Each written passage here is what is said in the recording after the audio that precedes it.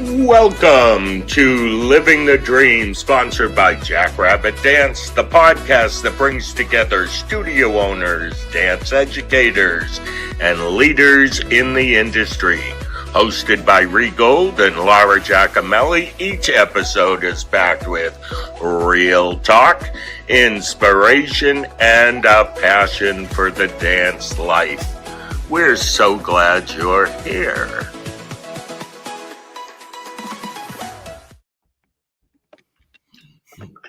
I got excited after that.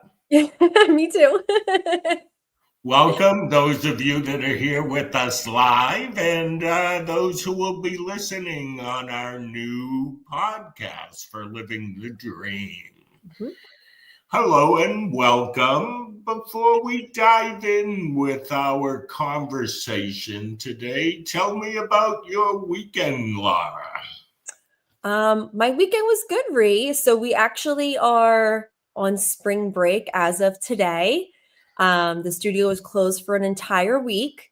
So this weekend, I'm sure most studio owners can relate, was jam-packed with like rehearsals, private lessons, rehearsals since we're going on spring break. And I'm actually going back in tonight for 5 more hours of private lessons to like prep some soloists for, competitions that are after spring break. But it was really good. I feel like the balance is you have those busy moments and busy weekends, but then I am like kind of really winding down as of Thursday. And I'm going to really try to just focus on family and spending time with Cole for the holiday. And so it's hard to find the balance in the crazy season, but I don't know. I actually love it too, though, because the kids are so excited. It's getting ready for comp again. So it's a great weekend. How about you? How was your weekend? First, I want to say there were a lot of people at competitions this weekend. Oh, yeah. I was scrolling through social media, and it was like, wow, almost everybody I know. I saw people running into each other at competitions. Yeah, a lot of the Canadians. I was like, oh, look at all the same place. Like, that's crazy. Everybody's out doing the same thing. I want to tell you what I did. I just, on Friday, when the day ended, my intention was to work because I have things that I needed to do. Mm-hmm. I went and bought flowers, made pots, and I decided that was okay because, what it's usually something I do in May or June at home, and it was a sunny, beautiful day, and I go, I think I'm gonna play hooky, and I spent 2 days Netflix making potted plants. It was a blast. Yeah, I kind of feel like in those moments I say to myself, being the boss has its perks, right? Like, today you're going to play hooky and you're going to play plants. Like, there's certain moments where I'm like, oh, the decision making, my brain hurts. And other days I'm like, yeah, but I can kind of make decisions in my favor too. So it's a nice balance for sure.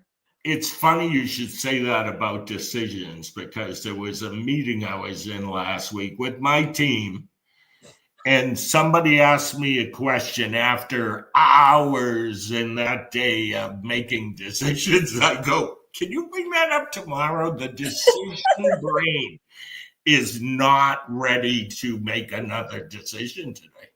I think that's a real thing, though. When you're running like a business, especially you have multiple businesses. I get that way too. Sometimes like I had like we had a big directors meeting with my company director, and like we're already talking about next year, like what styles, what levels, where the kids are going. And like we're still 2 competitions and a dress rehearsal and recitals that are going to happen between now and then. Like we're 3/4 of the way through our season.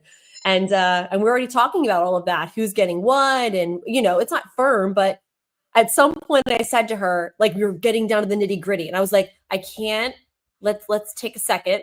Can we come back to this like May once I see them on stage one more time? She's like, yeah, I agree. Let's watch them a couple more times on stage. But it's true. It's kind of like the amount of decisions that you make. It's a lot. Okay, the decisions, I agree 100%, and sometimes enough is enough. But do you know how happy I am that you and other studio owners are on top of next year now? Do you know in years past, the response to everything, even our children, was after the recital, after the recital. So yeah, I get the decision-making process, but to our viewers and those listening on the podcast, that is the way to stay on top, y'all. Yeah, for sure. And it's also, I mean, it is a lot of work now for next year, but it makes next year run smoother. And then I think too, I have 3 weeks off after the recital. The studio closes before we go into summer classes. And for me, I want to have a lot of that time as downtime. I feel like, I'm not sure if a lot of studio owners agree with this. The recital is fabulous and it's a ton of fun, but it is like the grand finale that takes every inch of my soul to make happen and be spectacular. So it's like the next few days after that, I'm like, I don't want to have to worry about launching anything. Like, I want everything to be done. We can send some reminder emails and congratulations to the dancers. But other than that, I'm like, I'm going to go sit in a beach chair. Bye. Like, I want to go decompress for a couple days, And I feel like putting the work now in will allow that to happen. It's like that big picture, thinking about all that.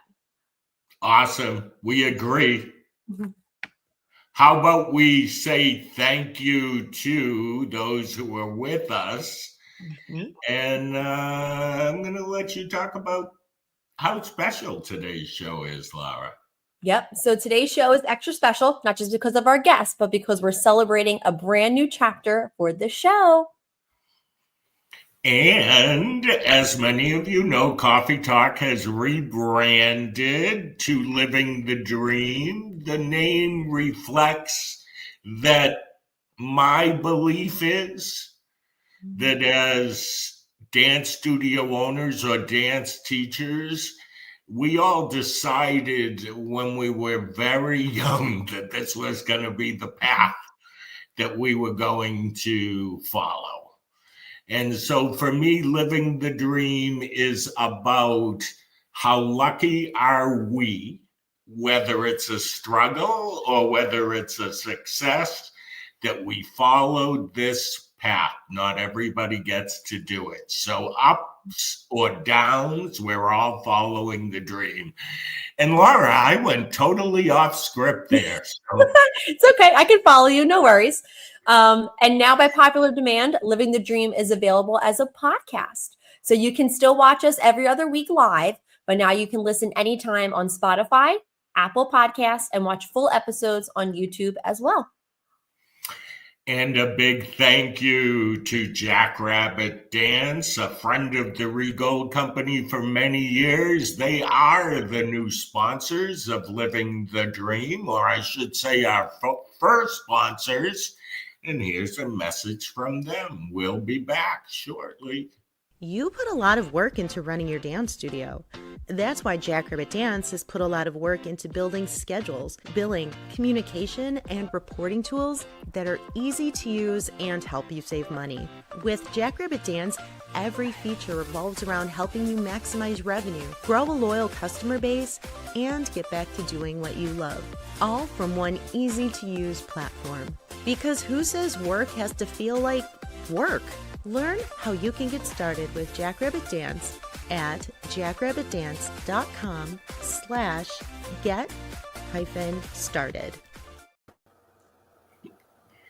Hello, friends. Welcome. And I'd like to say these are like three incredible women who two of which are still running very successful studios, one of which has recently transitioned. And I am admiring them for making the space in their lives to follow a dream of writing a book. I say, how cool is that? So welcome, Jodi Fera, Brittany, I couldn't say your name. Brittany Milan and Jenny O'Brien. Welcome, and welcome, Laura, back. Good morning. Thank you for having me. Hello. Can I ask you to quickly introduce yourselves, tell everybody where you're from and your studio is located. Want to start with Jenny? Go ahead, Jenny. You start us off. Hello, everybody. I'm Jenny. I'm the founder of Dreams Dance Academy in St. Charles, Illinois. We're about an hour west of Chicago. I just sold my studio last June, and so for the last 10 months, I've been embarking on my next chapter. Awesome. Welcome, Jenny. How about you, Brittany? Hi, I'm Brittany Milan. I own Elevate Performing Arts Center in Bloomington, Minnesota. This is our 13th year, which means it's our lucky year. And I started dancing at my mom's dance studio when I was little in a small town. I went to the University of Minnesota for dance, and now I'm continuing my dream and my journey at my dance studio. Awesome. Welcome, Jodi. I am Jodi Fera. I live in New York. I have 3 studios. I started 38 years ago. I'm a mom of 4 amazing adults. I have another business called Enchanted Parties, so I'm kind of busy, but I have great staff and support and an amazing husband, so we get it done. Awesome. And I've known Jodi, I think, all 36 of those years, if not close to it. Yeah, I think we know each other about 38 years. Yeah. Ooh, here we go. So I'm really interested in this subject. How long have you been thinking about writing a book? Each one of you, I'm going to fire this one out. How long before you did it, Jodi, had you thought about it? Well, I've been thinking about writing a book for a very long time, but the type of book I wanted to write is my story, because I have a pretty crazy story.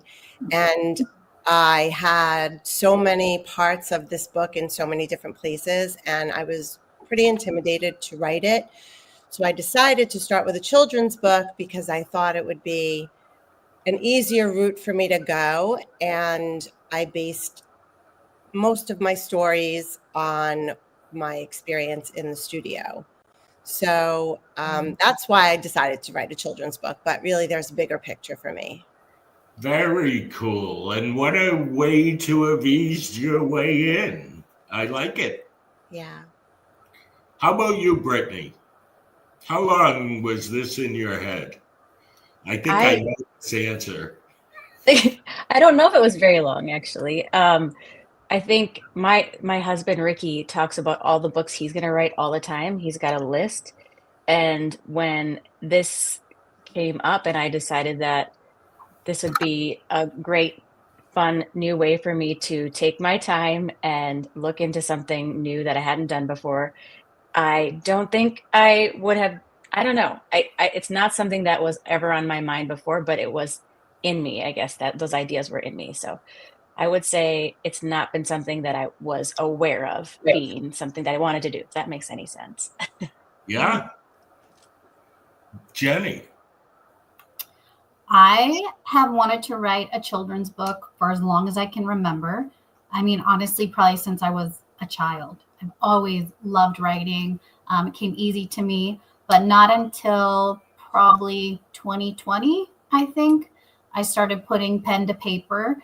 And I had 3 different children's books that I started to draft. And then October 2023 is when I decided which one I was going to sort of move forward with. Okay, so are you telling me there's 2 more coming? Well, the one that we're talking about today is a series. Wow. And then I have sort of a chicken soup for the soul sort of vibe for dancers. Wow. So that's going to be an adult book. So you're giving us all the detail today, Jenny. Thank you. We're getting like the inside scoop. That's and I'm awesome. collecting story ideas for that one. Nice. So I have a question. When it comes to, we were talking about this a little bit beforehand.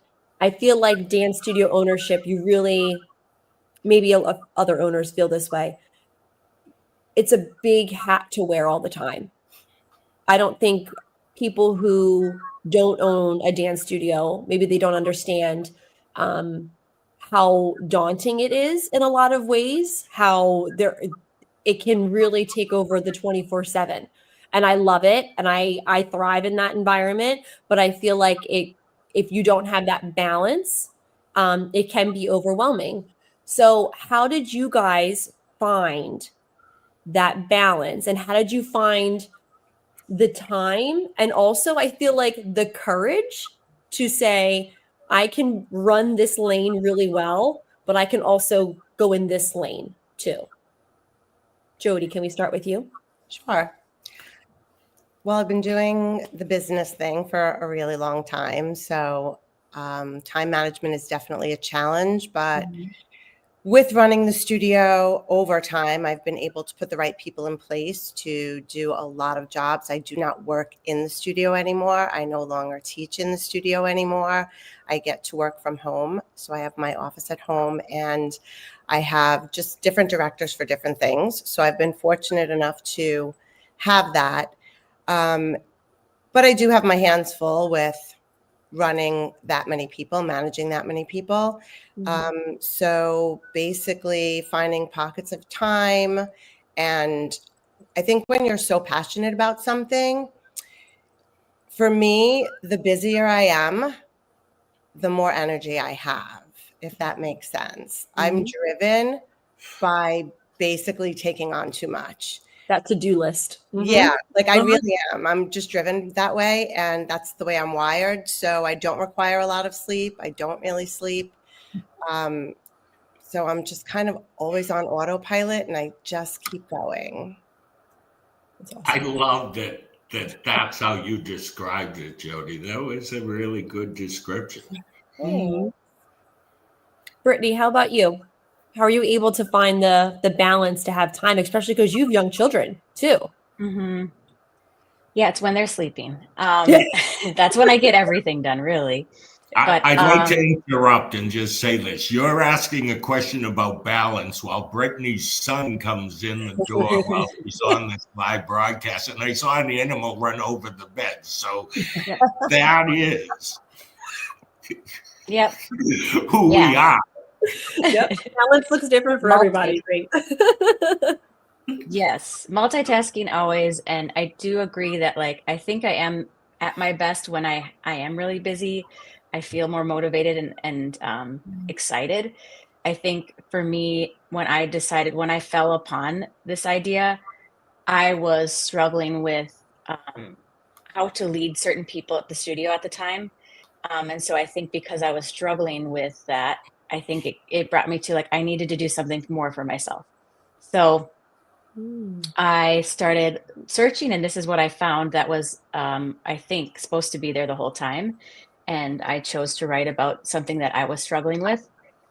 And I also learned through the process that I struggle with giving myself credit for things, and allowing myself to take it, and allowing myself to say thank you, and that I deserve the credit, because too many times I just brush it aside and I'm like, no, it's really not me. It's all of us. Because it really is. It does take everybody to do things. But I realized that I not only struggle with giving myself credit and taking it, but it's important. I need to be able to say I've done a good job at things. And so that was motivating to me to give myself something to work towards that was really just for me. That was the purpose anyways. And then, now people can read and hopefully gain information and learn something about themselves as well. So, Brittany, can I say a quote that popped into my head is one of my favorite quotes when you were talking, and it says, we're so busy thinking about the next thing that we don't realize everything that we've accomplished, because we keep raising the bar every time, and we never look back at why we raised the bar, because we've hit the goals over and over and over again. And I feel like as small business owners, I feel like we do that a lot. We just it's like the to-do list. Oh, I accomplished that. I did that. I wrote the book. I opened the third studio. I did this. You know what I mean? Like, it's like you just cross it off. I feel that way. I just cross it off the list. And I don't know if I necessarily look back at the list and look at the things that we've done, right? Which is like, wow, we actually accomplished a lot, which is it just made me think of that when you were describing, how you're feeling in your journey. Jenny, how about you? Sure. Oh, sorry. Yeah. So my situation, ironically, so I mentioned I sold my studio in October 2023. This is a true story. I was at a seminar, Breakthrough to Success with Jack Canfield. And it was that weekend I made the decision, I need to sell my studio. I need to do this. So that was a Sunday in October. That same day as when I made the decision, okay, I also need to move forward with this children's book. Like, I got to stop saying tomorrow, next year. I've always been you make time for what you want to make time for kind of person, because there's always going to be something in the way. And for me, in that moment, anyone that's ever sold a business, whether it's a dance studio or something else, it is a process, and it's also very emotional, and it was something I needed to keep under wraps. So it was something that I went through myself. Not many people knew from October through June. And that whole time I was also working on my book.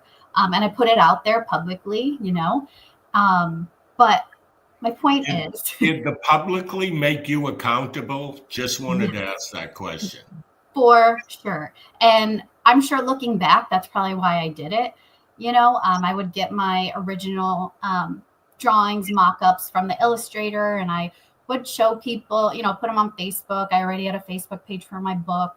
And looking back, one, I wanted to share this because as we've been talking, I don't think I've ever thought about this.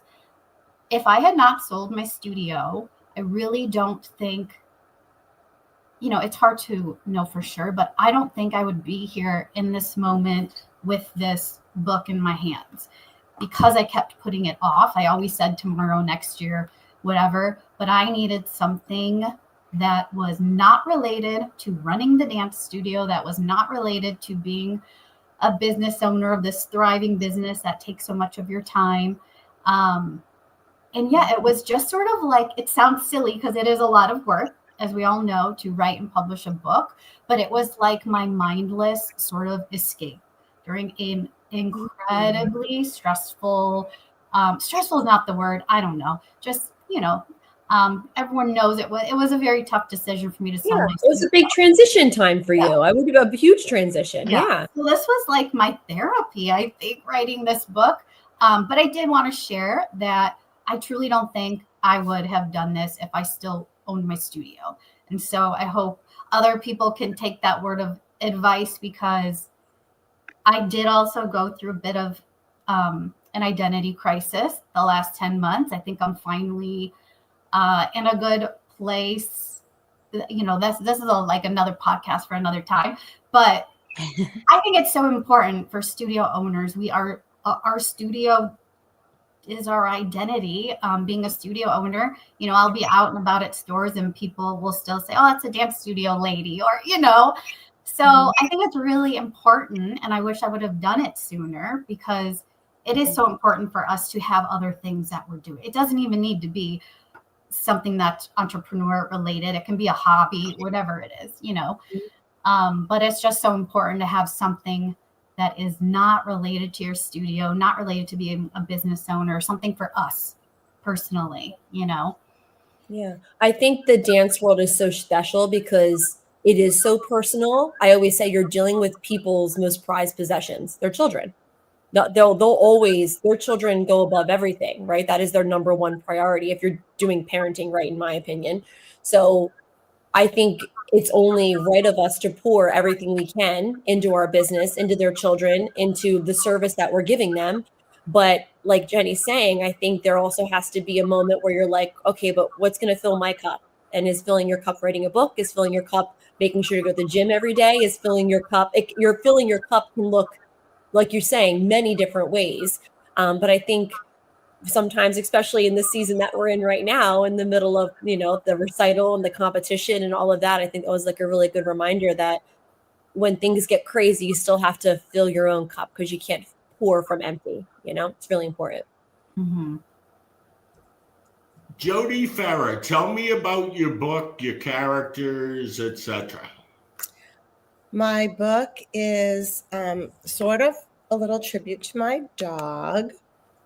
So it's a story for kids, about kids, but rooted in truth and feelings. So basically, it's a story about Mila's first day of dance and her nerves and her finding her confidence, but really it was about her championing her own idea where she saw kids dancing and she wanted to try something new and fit in, and she was so terrified to do it, but she had the idea herself to go learn how to do it, and she shared her thoughts with her mom, and they went together to learn about the experience, and she made a friend. Basically, my book is also part of a series. Right now, there's 8 books in the works, and they are all things I've learned along the way from different children and parents, and working with different types of children, different learning styles, different communities, acceptance, bravery, friendship, confidence, growth. There's so many different lessons we learn that we're privileged to learn, that we get to work with these amazing children and their families over time from so many different demographics and walks of life, that I said there had to be something bigger for me out there, sort of what you were saying, Jenny and Brittany, that we have to do something for ourselves. And doing this was something that I didn't have to share with anybody else, that I didn't have to get anyone's permission. It was something that I was able to take everything that I learned and sort of tell my story, like blend my two loves together. I always loved storytelling and writing. And then the better part of it for me, which I wasn't even planning on, was the process. The actual process. I had no idea what I was doing. So I had to learn how to write a children's book, how to find an illustrator, what that whole process was. So it was amazing, actually. It was amazing. And, in the end, Mila found her voice, and I was able to bring my past puppies into the book as different characters. And so it's sort of like a little memory for me about all of my little fur babies, all wrapped into one dance studio. So do they all, you said 8, right? Yeah, there's 8 right now. Are they related to dance? Yeah, they all live inside this world. They are all different stories inside this world.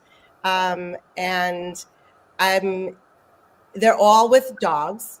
They're all, the characters are all dogs, and they're all different friends' dogs. And yeah, it's been a lot of fun. It's been a lot of fun.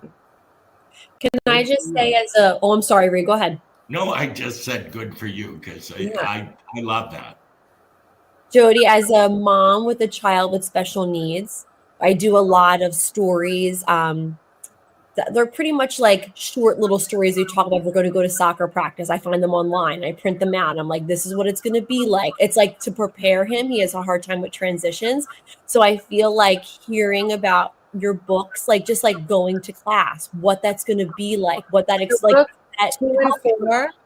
Book 2 and 4 are specifically towards that. That's amazing. Yeah, book 2 and 4. Yeah. Because I mean, even Cole and I were just reading ones about like fire drills, because they're having fire drills at school, and how his little brain can't comprehend what a fire drill and the loud sounds and like, the actual sensory things that are going to be going on.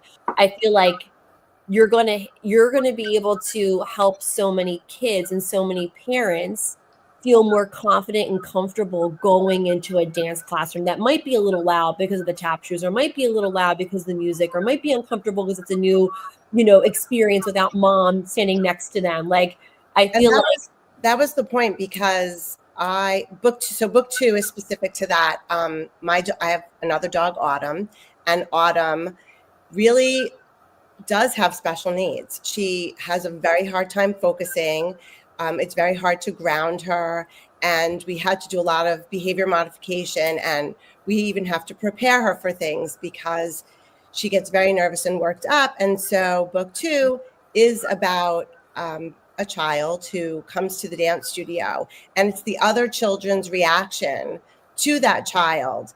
And it's about acceptance and letting the child who comes into the studio know what to accept, but also letting the other children know that not everybody is going to be able to learn the same way that you learn. And we have to be tolerant and patient and accepting and helpful and supportive of those children as well. So that's book 2, and it's going to come out soon. That's amazing. Awesome.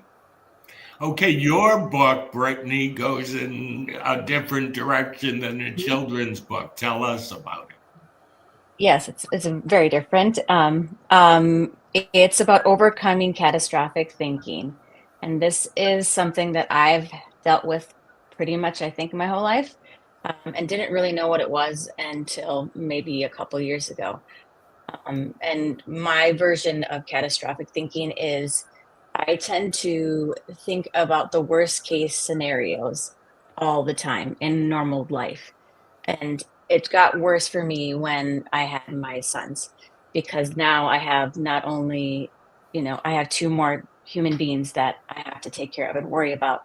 And so the thoughts, and especially when you are a new mother too, like they tell you all these like awful things that could happen.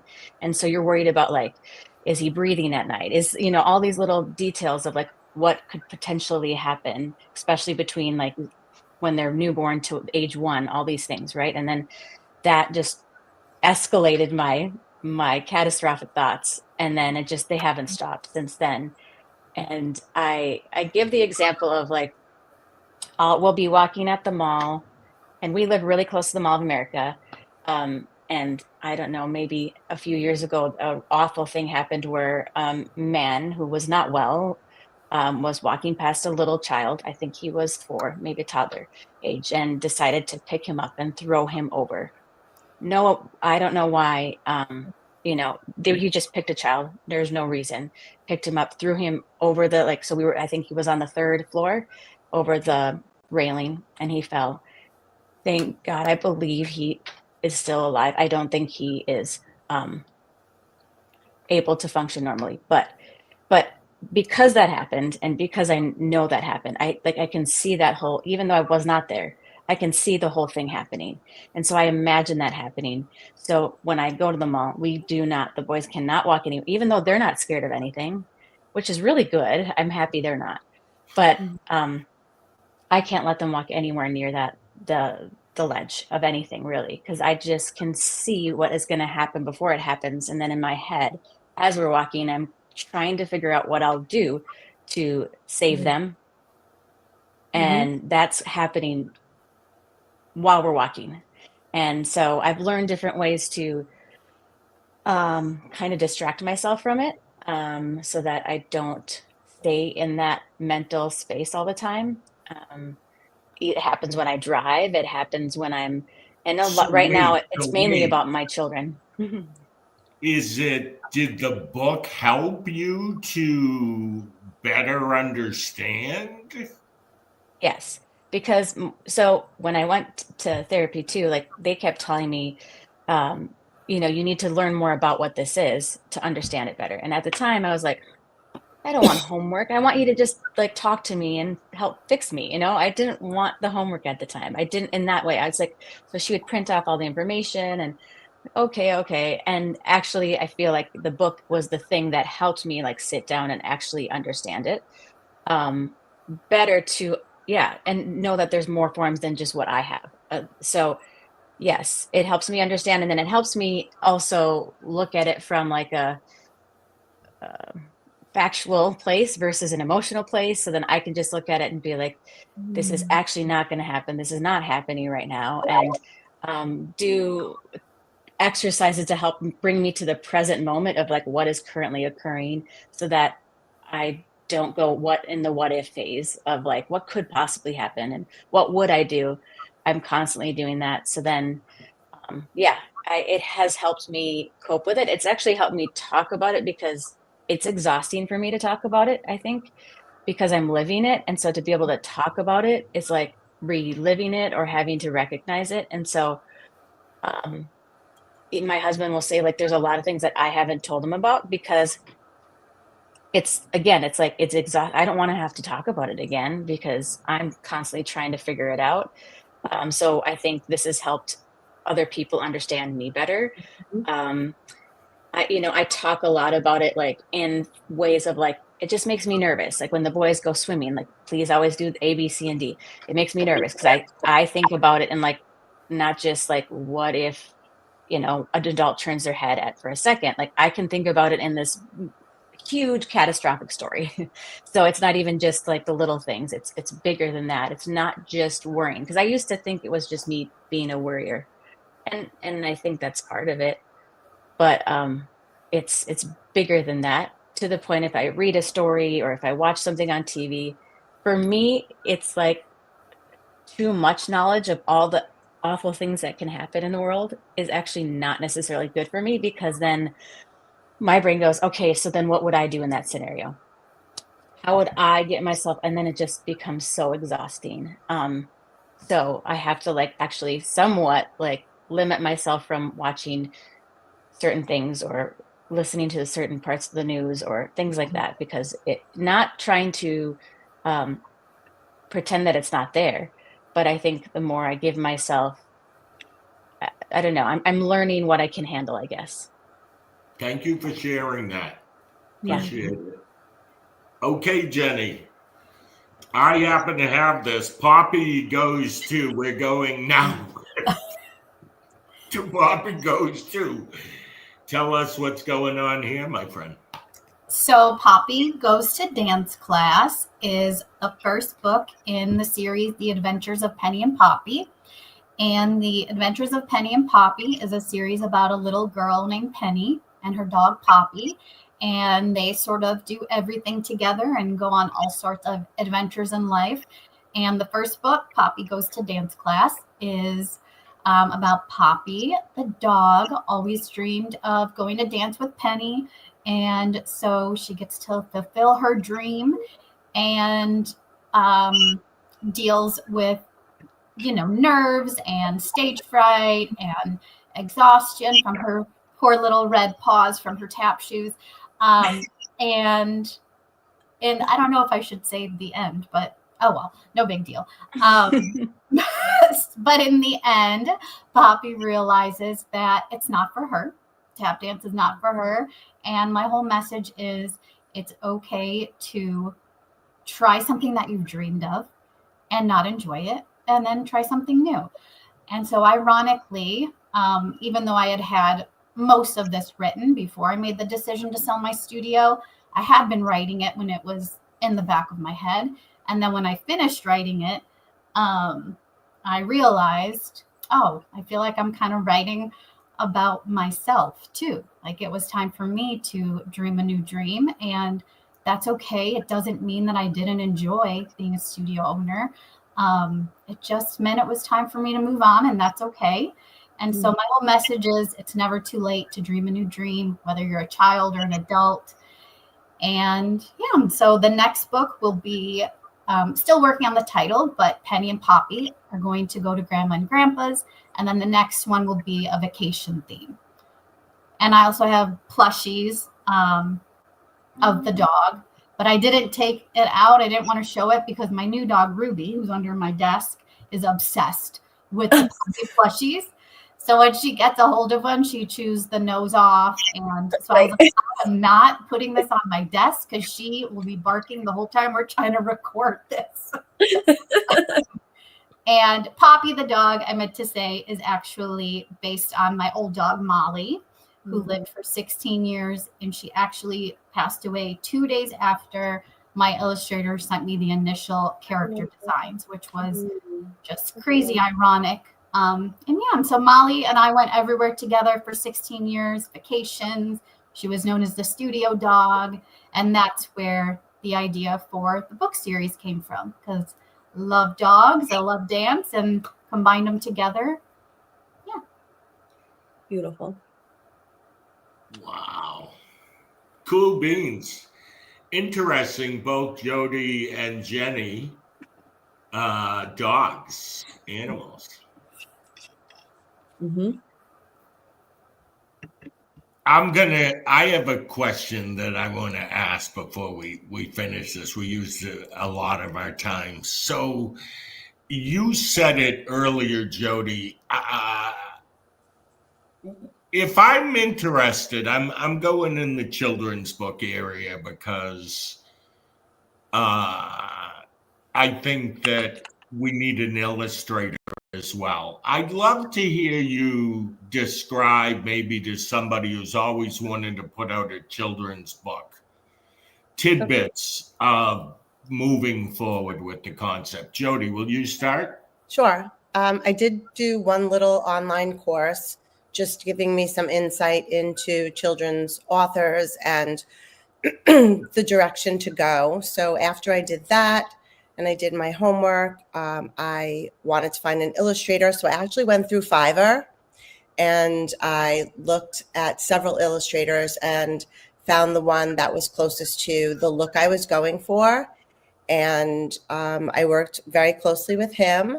And then I have a friend who does, copy editing for a magazine.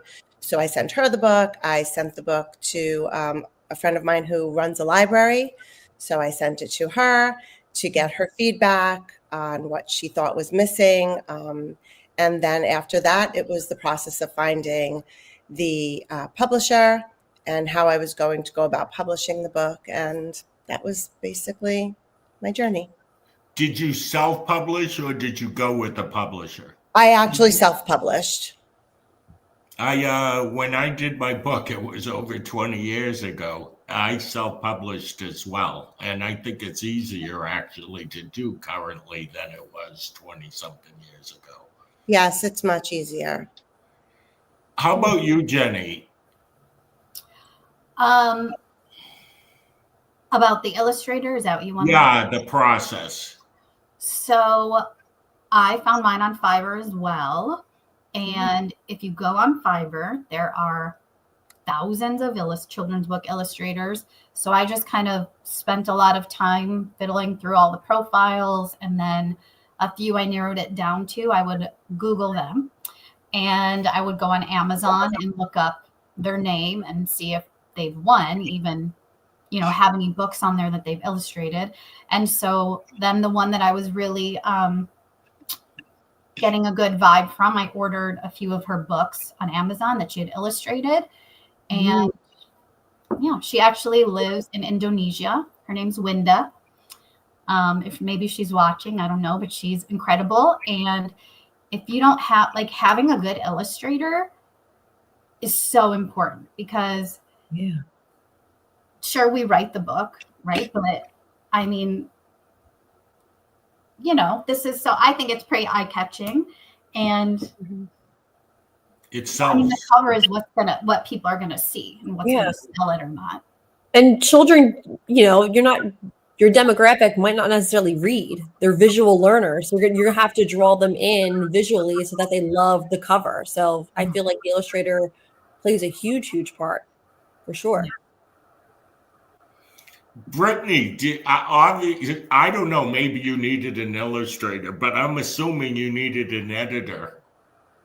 Yes, there's so many amazing places now. It's way easier to publish a book, like you said, than it was before. So there's so many places. I went with some friends who have written books before, and I asked them for advice. But yes, I didn't need an illustrator. I did have someone design my cover, and that I used just 99 designs for, which was great. But there's so many platforms out there to help with the whole entire process that part is quite actually fun to learn about and easy, and so many different things that I didn't know about had I not gone through the process. So awesome. I know it was brought up twice. Can somebody spell Fiverr for everybody listening? Because I'm familiar with it, but I'm not sure that everybody out there is familiar with it. I think there's 2 R's, right? It's Fiverr. Yes. Yeah. And it's a great resource for not only what's been discussed here today, but voiceovers, logos. I've used it several times. Yeah, I no longer go out at recital. Fiverr handles my announcements and my thank yous. And it's been a blessing. There you go. Laura, I'm going to let you, before I hit this, maybe you want to go into the fire hour? Yeah, okay. Yeah, let's do it. Okay, so we're going to go into just some like quick rapid fire questions, ladies. So I think we'll go in like the same order. Let's do Jodi, then Brittany, then Jenny. So quick, are you a pen and paper or laptop and a coffee shop writer? Jodi, you're first. Pen and paper. Laptop. Okay. Pen and paper. Nice. Morning writer or night owl? Morning. Night. Night owl. Okay. Favorite writing snack or drink of choice? Be careful, you're on live TV. You, Jodi. If I'm going to be honest, a glass of wine. I'm with you, Jodi. I had a feeling. I was hoping you'd say that. I mean, in the morning. Oh, God. No judgment. No judgment. I love my Diet Coke. I would say coffee or Diet Coke. Nice. I would have said coffee, but if I had said night, I would have gone with Jodi's answer. A book title you wish you wrote? My book that I want to write, but I can't tell you the title. Perfect. Actually, that could be the title. It'll be unique. Oh, I know the title. I just can't tell you. Yeah. Okay. Okay. I'm going to have you back when you can tell me. Okay. I lost.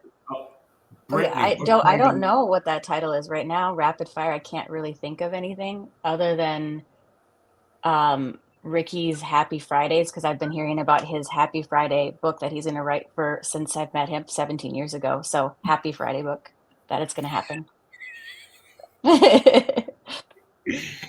Jenny. I don't know. That's hard to think of on the spot. Maybe something about how to not lose your identity in studio ownership now that I'm out of it. And Ooh, yes. Can we do I've been that? thinking about that more as we're talking. I love that. All right, this will be our last one. One word to describe what it felt like when you hit publish. Jodi. Incredible.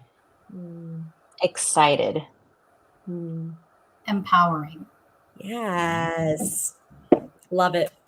Awesome. Ladies, thank you so much for being here today. This was awesome. I think it really proves that creativity doesn't have to stop when life gets full. And I think you all proved that today. So thank you. Thank you. Thank you both. Thank you. If you guys who are watching or listening are looking for more ways to be inspired or supported, check out regal.com. We have a lot happening there, events, inspiration, and a passion for dance education. Yep. Some of the upcoming events are the Dance Life Teacher Conference and Soul Dancer Conference, and memberships like Gold Alliance and Dance Teacher Alliance that connect educators from all across the country and the world. And don't forget to subscribe to Living the Dream on Spotify. I have to look, and Apple I just always call it Apple Podcasts, and YouTube. We appreciate you. We appreciate Jackrabbit Dance. Thank you, Jodi, Jenny, and Brittany. I respect your accomplishing this goal. It sounds like you're going to continue doing it, but I can't tell you in my lifetime how many people have said I'm going to write a book, and I don't even follow up because I know they didn't write the book. So I look at you guys as, okay, this can be done, and appreciate you doing it. Yes. Thank you. Thank you. Yep. Congratulations, ladies. Thank you for being here today. Thank you. Thank you for having me. Mm-hmm. That's a wrap on this episode of Living the Dream. A huge thank you to our sponsor, Jackrabbit Dance, for their support of our community and helping dance studios thrive. If you loved today's conversation, be sure to subscribe, leave a review, and share with your dance friends. Until next time, keep dreaming, keep dancing, and keep making a difference.